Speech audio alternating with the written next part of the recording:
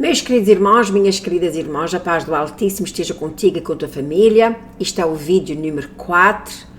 Eu estou amando, porque já disse aos irmãos que quando eu faço estudos bíblicos, quem aprende mais sou eu. E então eu estou amando, descobrindo as características das pragas do Velho Testamento e do Novo Testamento.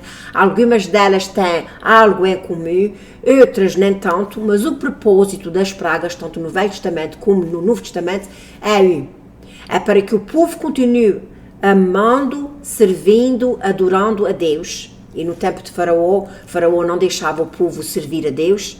E também para que o povo acorde, arrependa-se dos seus pecados e corra para o nosso Pai Celestial. Porque, como vocês acabaram de ver no vídeo número 2 e 3, especificamente, já alguém do povo de Faraó já estava vendo que tinha que fazer algo. Alguns deles já meteram os animais e os servos dentro de casa, porque o Senhor avisou, se vocês não meterem, vai vir Saraiva e vai os matar. E o propósito é esse, meus irmãos, o propósito continua sendo o mesmo. O nosso Pai Celestial quer que o povo corra para Ele, arrependa-se dos seus pecados, sirva a Ele, adore somente a Ele. E então é isso que nós vamos ver. Vamos ler agora Êxodo 10, essa praga que vai falar agora é sobre os gafanhotos, que também tem muito a ver com o Apocalipse 9, como eu mostrei no vídeo número 1. Como eu já disse aos irmãos, eu pensava que isto ia ser só um vídeo, mas como há muito para dizer e muito para aprender, eu vou fazer uma coleção. E então, para que todos os dias você tenha um pouco para meditar, para ouvir das Sagradas Escrituras. Meus irmãos, eu sei que há muitos canais aí grandes, com grandes informações, também fora no mundo. Mas esse canal, até lá e a verdade te libertará, é muito importante, porque aqui você vai ver também, olha a minha cadelinha, bela, come on. Você vai ver também o que é que Deus tem reservado para nós, se nós não seguirmos as suas leis, a sua palavra. Vou orar ao Altíssimo. Meu querido Pai Celestial, estou amando passar tempo na tua companhia, lendo a tua palavra, Pai Santo, Senhor, e vendo o quão grande és tu, Senhor, Pai Santo. Nós sabemos que és um Pai maravilhoso e que quer o bem dos seus filhos, Senhor. Infelizmente há muitos que teimam em não te servir, Pai Santo. Ajuda-nos, Pai Santo, Senhor. Não endureças o nosso coração, Pai Santo, mas que a gente continue sempre, Senhor, firmes e fiéis à tua palavra, Pai Santo, Senhor. Glória seja dada ao teu nome, Senhor. Nós te damos graças no nome do teu amado Filho Arroxo e Yeshua HaMashiach, que te agradeço. Amém. E disse, não endureças o coração, mas é as pessoas que não endureçam o seu coração. Portanto, então vamos ler aqui Êxodo 10 e vamos aprender muito. E também, nosso Pai Celestial pode sim endurecer o coração, porque nós vimos que ele endureceu o coração de Faraó, mas foi com uma finalidade. Mas infelizmente, muitas pessoas têm assim o seu coração endurecido nos dias de hoje. Vamos então ver aqui Êxodo 10, para a honra e glória do nosso Pai Celestial, e diz então assim: depois disse o Senhor a Moisés, vai a Faraó, porque tenho endurecido o seu coração. Vocês estão compreendendo? Eu não disse asneira nenhuma quando eu disse para que Deus não endureça o nosso coração, porque Ele pode fazer isso, assim como Ele também pode amolecer o nosso coração. Por isso nós podemos e devemos pedir ao nosso Pai Celestial para Ele amolecer o nosso coração, porque o nosso coração, muitas vezes na palavra do Senhor diz que eu vou-te tirar um coração de pedra e vou-te pôr um coração de carne, e infelizmente há muitas pessoas que têm assim o seu coração endurecido. E então diz assim: porque tenho endurecido o seu coração, o coração dos seus servos, para fazer estes sinais no meio deles. O que é que endurecer o coração nesta passagem, nessas partes das pragas? Qual é a finalidade?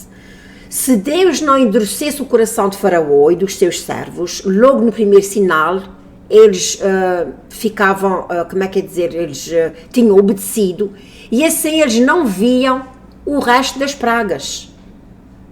E então o nosso Pai Celestial deixou endurecer o coração de Faraó e dos seus servos, como diz aí, para que eles pudessem ver o grande poder que tem o nosso Pai Celestial. Vocês estão compreendendo? Até em coisas que para nós parece ser fora do normal. Eu tenho a certeza que você pode ter dito: como é que é possível Deus endurecer o coração de Faraó? Foi com esta finalidade, para que ele possa ver o grande poder que o nosso Pai Celestial tem. Portanto, depois disso, o Senhor a Moisés vai a Faraó porque tem endurecido o seu coração e o coração dos seus servos para fazer estes meus sinais no meio deles. E para que contes aos ouvidos dos teus filhos e dos filhos dos teus filhos as coisas que fiz no Egito e os meus sinais que tenho feito entre eles, para que saibas que eu sou o Senhor. Ok, o endurecimento, por isso é que eu pus aquela palavra do endurecimento do coração na oração que eu fiz. O endurecimento do coração de Faraó e dos servos de Faraó foi, que eu já acabei de mencionar, para que o nosso Pai Celestial pudesse fazer mais do que uma maravilha, para que eles vissem, e também, e o Senhor está dizendo aqui, e para que, portanto, foi para isso, e também para que contes aos ouvidos dos teus filhos e dos filhos dos teus filhos, que são os nossos netos, as coisas que eu fiz no Egito. Meus queridos irmãos, será que alguma vez você já contou aos seus filhos ou aos seus netos as grandezas que o nosso Pai Celestial fez no Egito? Isso é outra coisa que a gente parece que fica meio despercebido aos nossos olhos. Nós temos que contar aos nossos filhos e aos nossos netos o que foi que o nosso Pai Celestial fez. Bem-aventurado o homem e a mulher que tira tempo para ensinar aos nossos jovens, aos nossos filhos, aos nossos netos, o que é que o nosso Pai Celestial fez e o que é que ele ainda vai fazer. Portanto, o que ele fez no Velho Testamento, e outra vez as pragas, como o nome desta coleção é as pragas do Antigo e do Velho Testamento, devemos dizer aos nossos netos e aos nossos filhos o que é que ele fez e o que é que ele vai fazer. Porque assim, os nossos filhos e os nossos netos já não podem fazer nada acerca daquilo que foi feito no Antigo Testamento, mas eles podem fazer grandes coisas para se livrarem das pragas que vai vir agora no Novo Testamento. Por isso é que este capítulo 10 fala acerca dos gafanhotos, e também temos no Apocalipse 9 os gafanhotos, que são demónios que vão vir picar as pessoas, que eu vou ler daqui a pouco, quando eu chegar lá. E então diz assim, assim foram Moisés e Arão a Faraó e disseram-lhe, assim diz o Senhor Deus dos Hebreus, até quando recusarás humilhar-te? Faraó não queria se humilhar, ele era, como eu já disse, ele era considerado um rei, não é só um rei, um Deus. Ele queria que as pessoas fizessem reverência a ele e só olhassem e obedecessem a ele e não dessem obediência ao Deus Todo-Poderoso, Criador dos céus e da terra. Até quando recusarás humilhar-te diante de mim? Deixa ir o meu povo para que me sirva, porque se ainda recusares deixar ir o meu povo, pois que trarei amanhã gafanhotos aos teus termos, quer dizer, a terra do Egito, e cobrirão a face da terra. Vejam só, ali já está falando que vão cobrir a terra. Nós temos que entender que há pragas que é só específicas para o Egito, mas há pragas que são também para a terra toda, assim como este aí fala sobre a terra. E então, meus irmãos, fala aqui das pragas dos gafanhotos, diz assim, e cobrirão a face da terra, de modo que não se poderá ver a terra. Vocês estão compreendendo? Isto são pequeninos pormenores que nós temos que ter muita atenção. E eles comerão o restante que escapou, e o que vos ficou da saraiva. Quer dizer, vocês acabaram de ter uma grande praga, que foi aquela saraiva, trovões e fogo que veio do céu e destruir pessoas, animais, árvores e também a erva do campo, porque os animais não podem comer se não tiver erva. E cobrirão a face da terra, de modo que não se poderá ver a terra. E eles comerão o restante que escapou, o que vos ficou da saraiva, também comerão toda a árvore que vos cresce no campo. E encherão as tuas casas, e as casas dos teus servos, e as casas de todos os egípcios, quais nunca viram teus pais, nem os pais dos teus pais, desde o dia em que se acharam na terra até o dia de hoje. E virou-se e saiu da presença de Faraó. E os servos de Faraó disseram, aí, isso é tão interessante, aí os servos de Faraó já estão apertando os calos a ele, dizendo, até quando? Eles disseram sim. E os servos de Faraó disseram, até quando este homem nos há de ser por laço? Deixa ir os homens, para que sirva o Senhor seu Deus. Ainda não sabes que o Egito está destruído? Então Moisés e Arão foram levados outra vez a Faraó, e ele disse-lhe, ide, servi ao Senhor vosso Deus. Quais são os que hão de ir? O faraó está dizendo, ok, está bem, qual é o povo que vai ir? E Moisés disse, vamos de ir com todos, ele não diz tudo, ele disse, vamos de ir com os nossos jovens, os nossos velhos, com os nossos filhos, com as nossas filhas, com as nossas ovelhas, os nossos bois, vamos de ir também, temos que celebrar uma festa ao Senhor. Então ele lhes disse, seja o Senhor assim convosco, como eu vos deixarei ir a vós, aos vossos filhos, e olhai que há mal diante da vossa face. Não será assim. Agora e de vós, homens, e servi ao Senhor. Ele está dizendo assim, há mal diante da vossa face. Quer dizer, vocês não... Ok, Faraó estava percebendo que se eles fossem, ele já não ia voltar. E então ele disse, há mal diante da vossa face, quer dizer, vocês estão preparando uma armadilha, vocês vão servir ao teu Deus e já não vão voltar. Não será assim. Ele disse assim, ok, então não pode ser assim, não pode ir todos, os filhos, as filhas, os animais, não, vá só os homens. Ele disse assim, não será assim, agora aí de vós, homens, servi ao Senhor, porque antigamente eram só os homens que iam servir a Deus. Ele diz assim, servir ao Senhor, pois isso é o que pediste. E os expulsaram da presença de Faraó.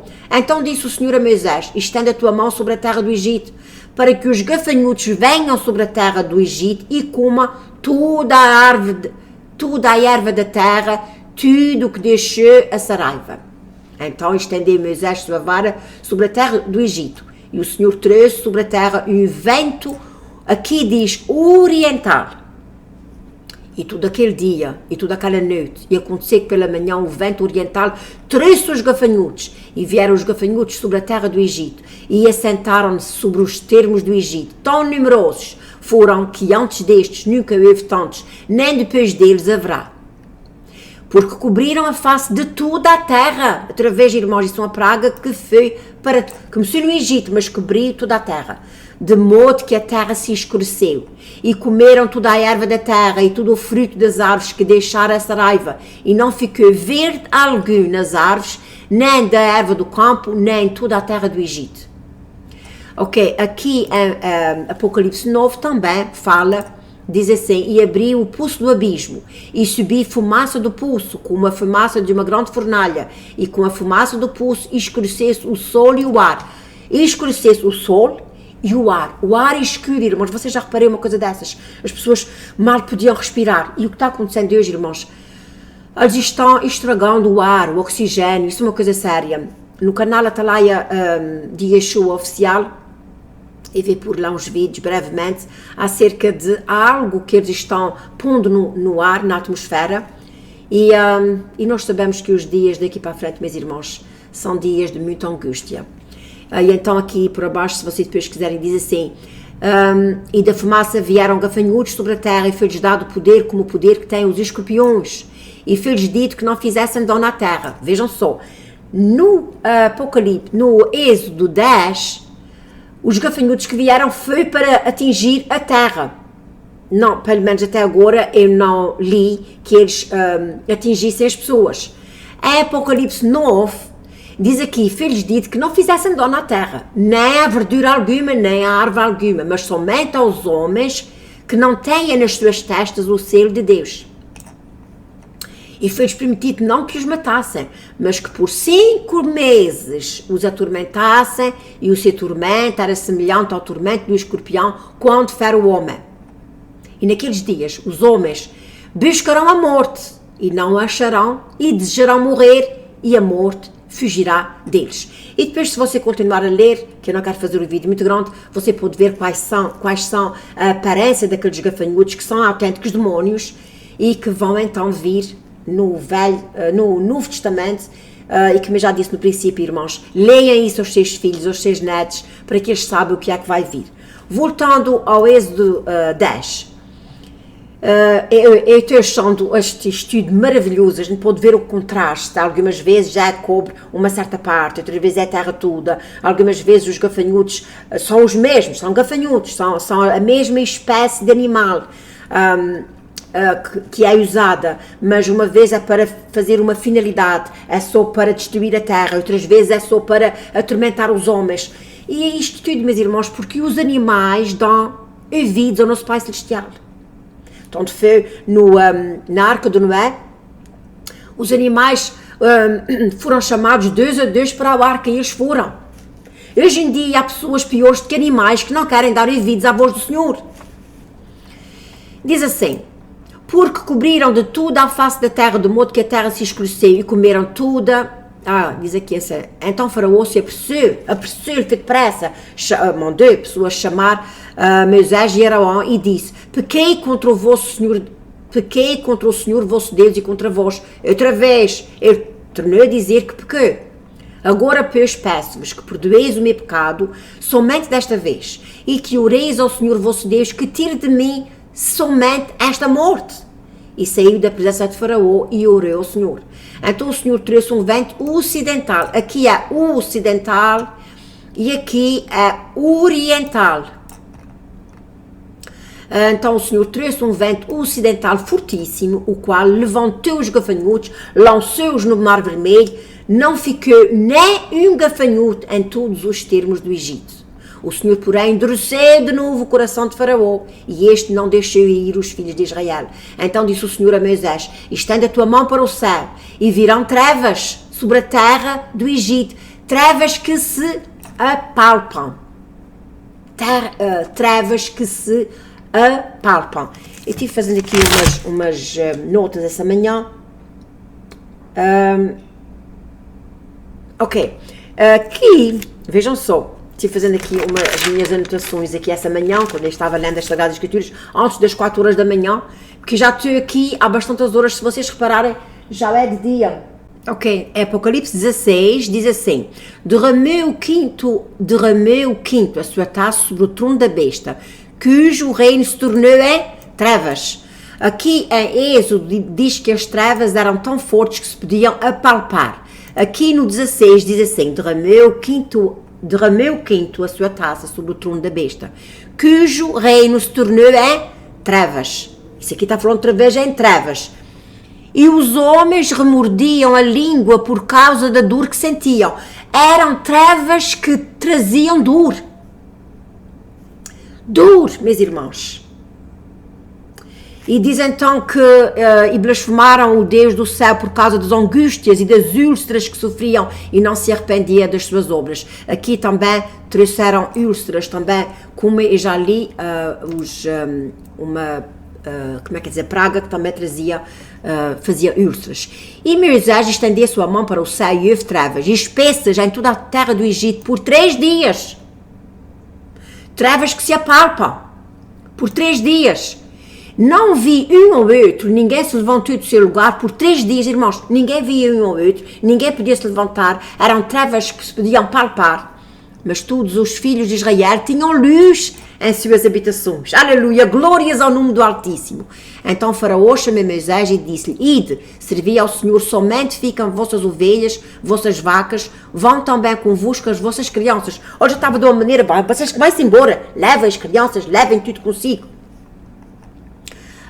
Moisés, porém, disse: tu também darás em nossas mãos sacrifícios e holocaustos, que ofereceremos ao Senhor nosso Deus, e também o nosso gado há de ir conosco, nem uma unha ficará, porque daquele havemos de tomar. Quer dizer, ele está dizendo, nós temos que levar o nosso gado para fazermos um holocausto ao Senhor, para servir ao Senhor nosso Deus, porque não sabemos com que havemos de servir ao Senhor até que chegamos lá.